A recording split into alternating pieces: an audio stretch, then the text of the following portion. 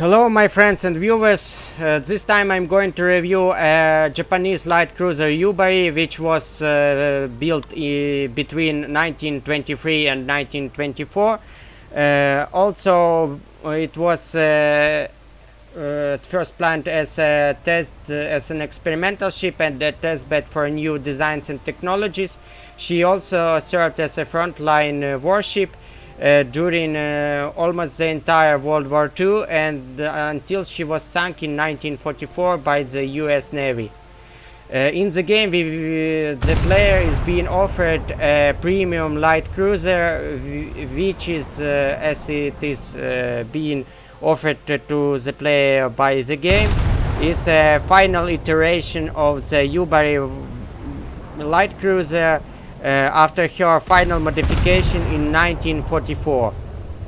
During the last year of this cruise's existence, the main upgrades which were done mostly touched the ship's anti-air capabilities.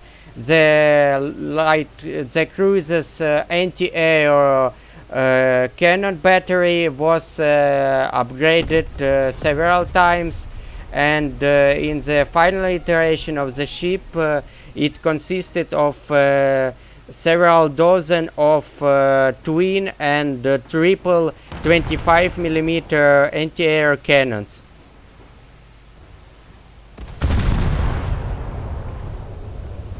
In the 1944 the ship was also upgraded with two depth charge launchers. However, in the game you have none of them, probably because on the ship the size of Yubari, the depth charge launchers would be pretty much useless.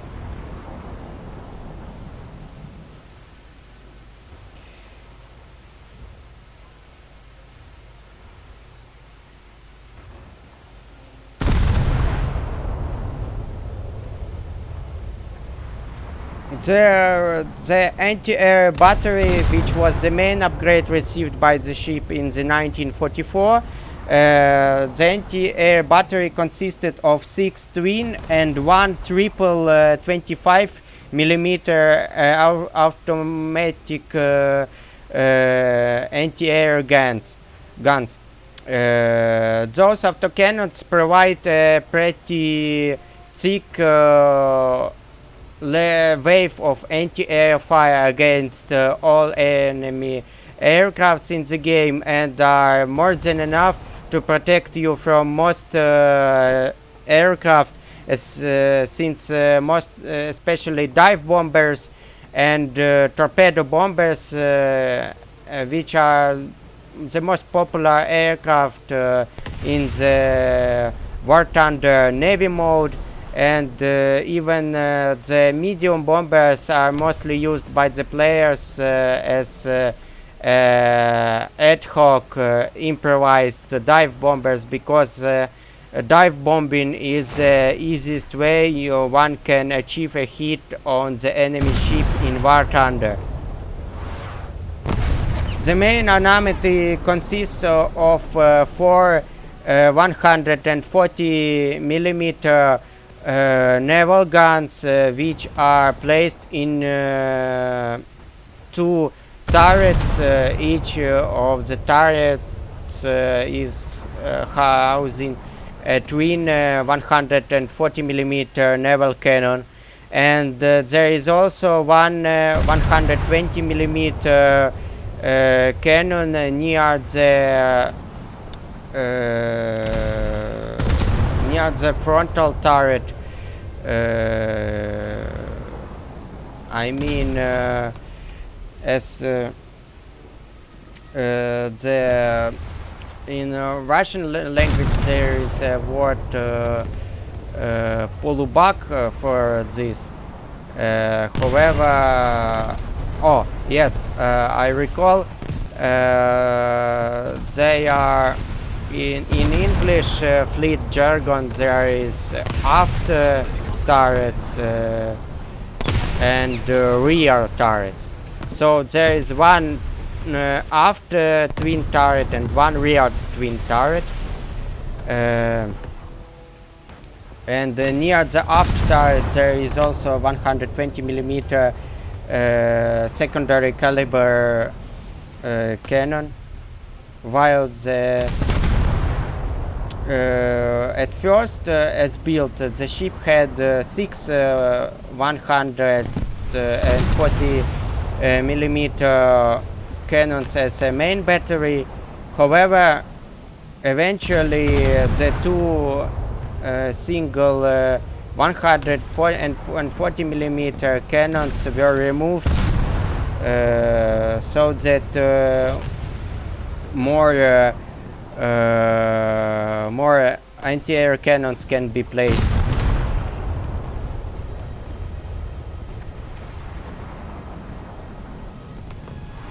Early in the war, Yubari was the flagship for the Japanese invasion force during the invasion of Wake Island.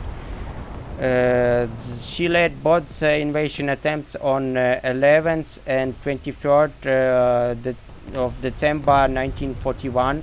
During shore bombardment operations, she was bracketed by gunfire from the United States Marine Corps defenders, but took no damage. Subsequently, Yubari and the destroyers she was leading, she was very suitable for that role, because basically Yubari, like most Japanese early light cruisers, was basically a big destroyer, and the role most Japanese light cruisers were doing during the war was that of a destroyer leader. During the Battle of Solomon Islands, she was attacked by aircraft from USS Yorktown. Yorktown is D3 Dauntless dive bombers detonated gunpowder bags near her second turret, which set the protective matrices around the breach on fire. And then F4 Wildcat strafing ran detonated gasoline drums stored in her port lifeboat. However, firefighting teams saved her. Yubari was beginning 29 of June 1942. Yubari took part in the Solomon Islands campaign, including landing personnel on Guadalcanal to construct an airfield.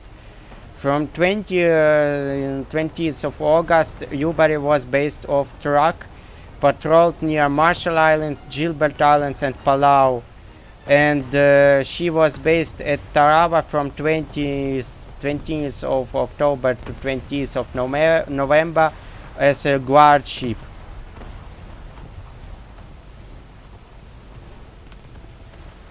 Eventually, she was used as a troop transport and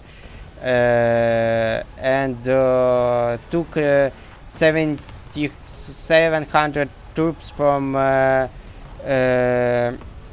Imperial Japanese Army's 17th Division and 25 tons of supplies to Bougainville Island.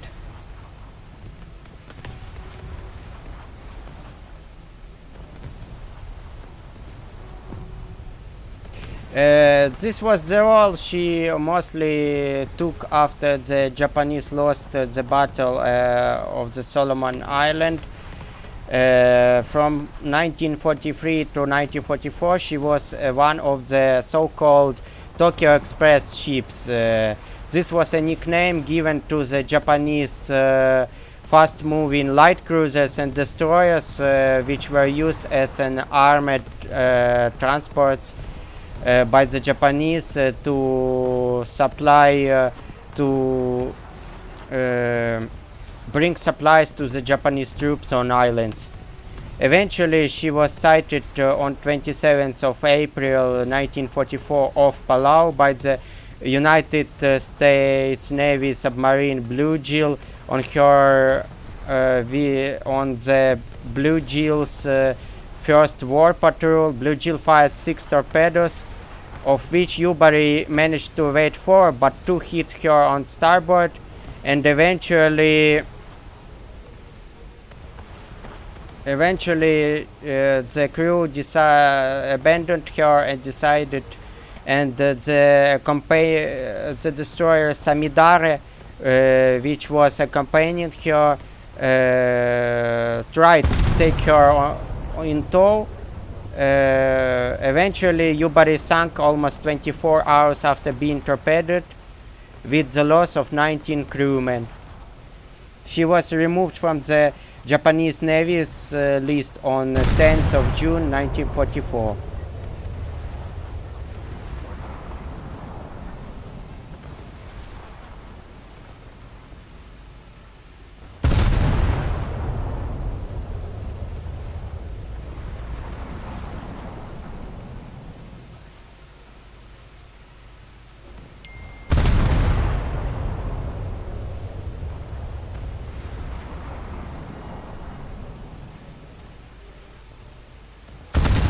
Well, given that her crew is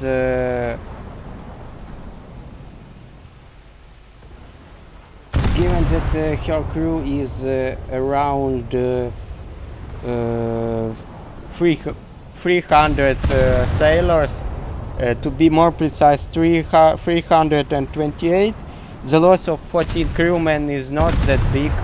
Most of her crew was rescued by the Samidare destroyer, which was accompanying her. Well, thank you for listening. You might ask, what about the use of Yubari in the game? Basically, use her as a big destroyer. You don't have much of your guns are not very big, and however they have an astonishing fire rate and reload quickly, allowing you to shower enemy with shells.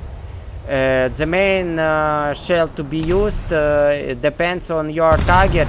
I recommend using high explosive shells against destroyers, and semi-armor piercing shells against light cruisers, while against heavy cruisers I recommend using high explosive shells, because your semi-armor piercing shells most likely will not punch through heavy cruisers armor.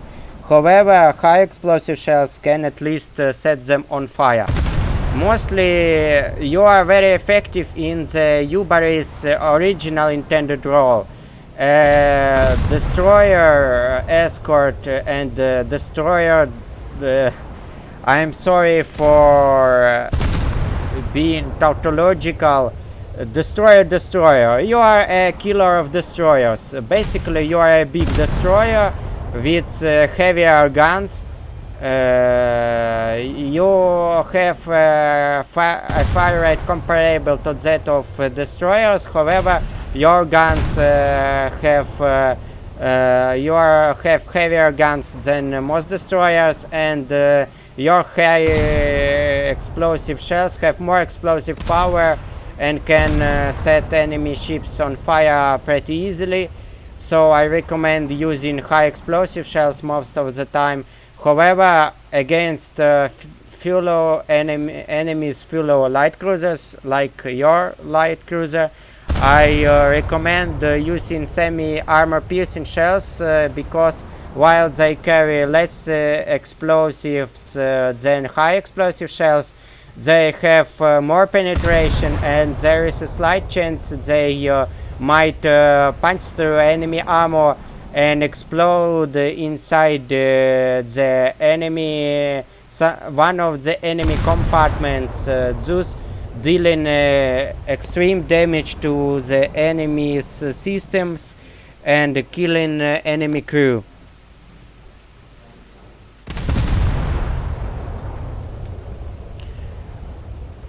That being said, in the end I'm going to think that cruiser Thank you for watching, like and subscribe, and please support Ukraine in whatever way you can. Slava Ukraini, and see you later. Thank you for watching.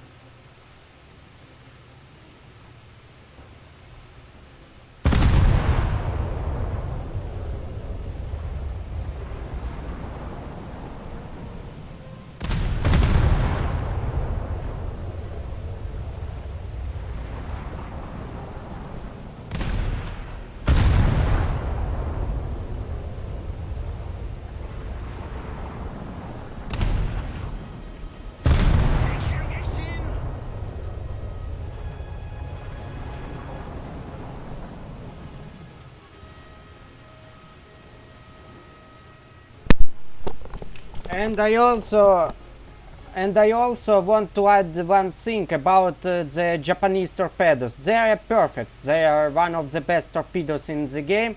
However, the big distances in this game and the absence of submarines make artillery the king, and torpedoes pretty hard to use.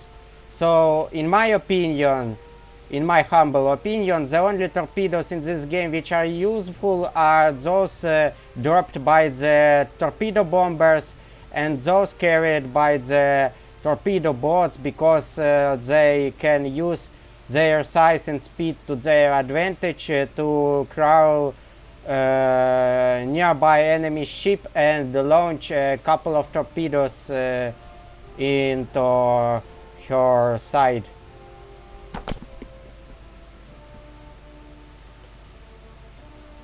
Once again, thank you for watching, and please support Ukraine in whatever way you can. Slava Ukraini, and see you later.